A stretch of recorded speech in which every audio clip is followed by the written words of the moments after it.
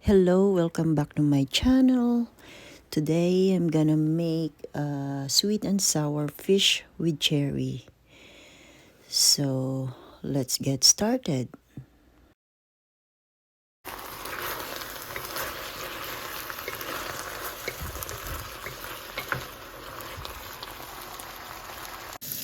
Okay, so wash the fish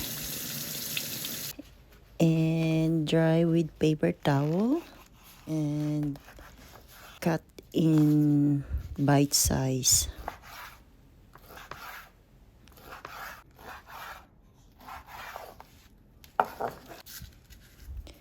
And season with salt and pepper and set aside. Now we are going to wash all the veggies, the carrots, tomato, the spring onion and bell pepper.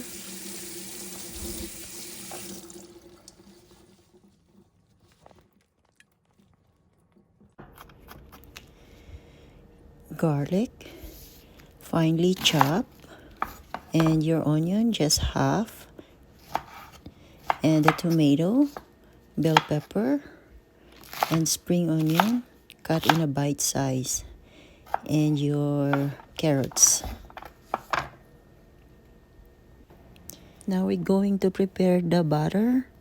1/4 cup of flour, 1/4 cup of cornstarch, and mix it with 1/3 cup of cold water and mix it well. And this is all the ingredients.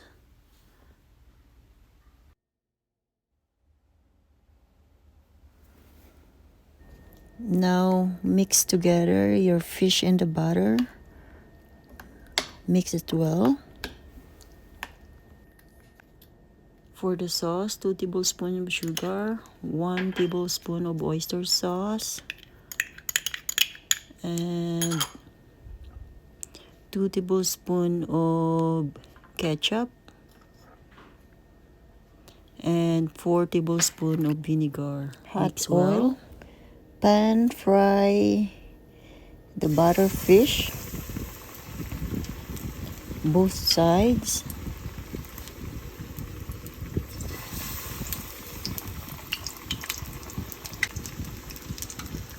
Until it's golden brown.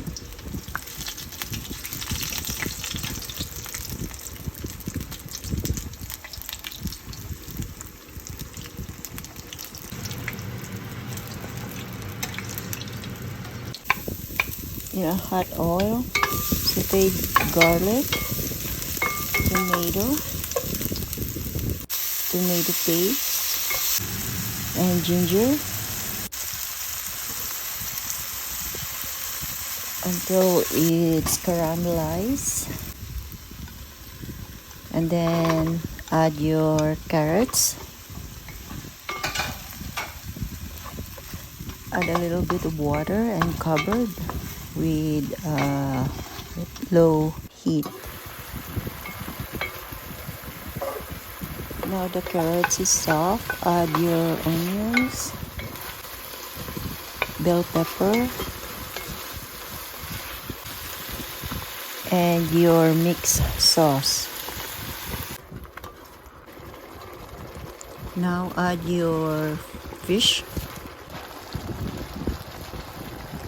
add the cherries, add your spring onions, and mix gently.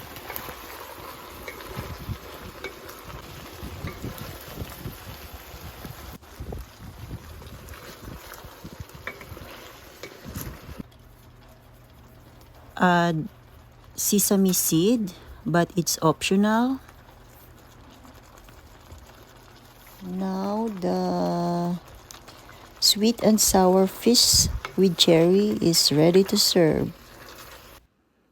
Look at that, it looks so pretty. If you like my video, please like and subscribe, leave comments below and share.